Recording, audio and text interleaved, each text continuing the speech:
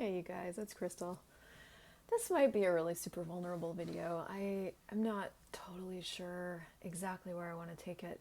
Um, this morning I mean, as you guys know, I create stuff in the world. I create calls and classes for you to come to and all that stuff. And one of the calls I have coming up on Friday, I titled "The Possibility of Living."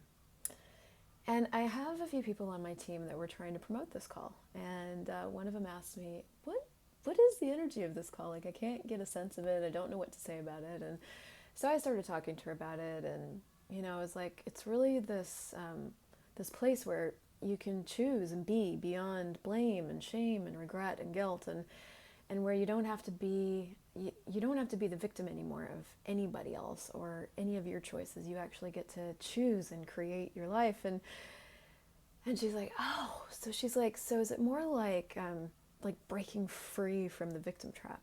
And like she threw out this title. And I was like, yeah, it's way more like that. So we started playing with graphics and throwing some ideas around, which is what you do when you're creating a call. And I still, like, it was really uncomfortable for me, and I still really couldn't get it. So I went to sleep last night, and I woke up this morning, and I was looking at the call, and I was looking at the graphics that I'd created, and so I started sort of playing with them and extrapolating them out a little bit more, and they're nice. And then I was like, what is this for me? Like, what is this energy? And it just started to make me cry, and I was like, oh, okay, this is really interesting. So, what what am I inviting you to? What am I inviting me to that I'm now inviting you to? And that's when I started to really look at that the thing that makes me cry, the thing that I'm aware of with this whole topic of being a victim, not being a victim, inviting chaos, being chaos in your life so that you can choose and be more, is that you is that most of my life I have been totally controlled by this idea that I was at the effect of everybody. I mean, from when I was a kid and being sexually abused by my dad, to my mom's and my relationship and feeling always wrong, at her hands, and then moving into marriage and moving into adult life, and then even in the last few years, as I've really been working on myself and playing with these tools, the different situations that would occur, and I would just instantly feel wrong. And one of the tools that people have been able to use in my world, because I didn't know I had choice yet, was this tool of blame and shame and guilt. And it would show up in different ways, but in one particular way, a couple of weeks ago, it showed up with an old friend of mine, and she was doing this dynamic that we did, off and on every 6 months or so. And in that moment, it just changed for me. There was no resistance of like, fuck off, you can't control me anymore. It was just, you can't be this way with me anymore. This is the moment that changes. You can be this way somewhere else, but with me, you can't be this way anymore. You actually have to choose a different way of being to get what you want from me.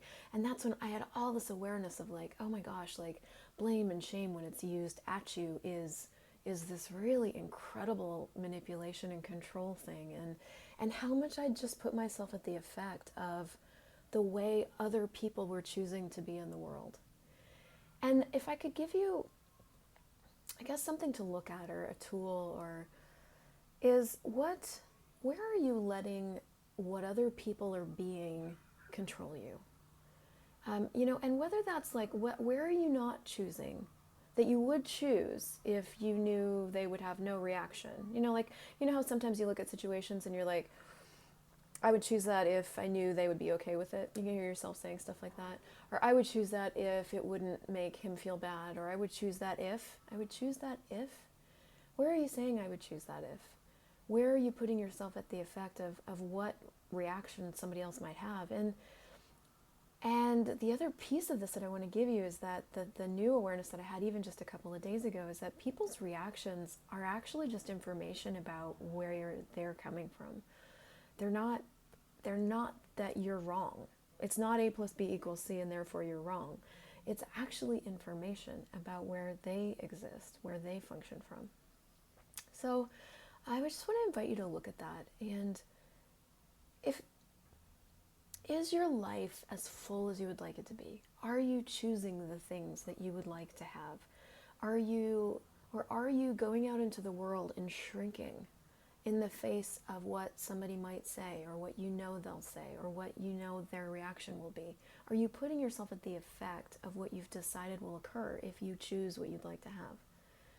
And if you are today, I just want to invite you to look at it and maybe ask a different question and go, what chaos could I be in the creation of my life today?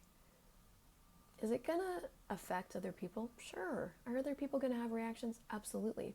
Might they be negative ones? Yeah. Okay. You know, okay. They can be negative. They can be upset. They might be really happy. And one of the things that it does is it actually opens up a whole world of choice for both of us to have something totally different. So I hope that contributes, and I have a feeling I'm not done talking about this. Have a good day.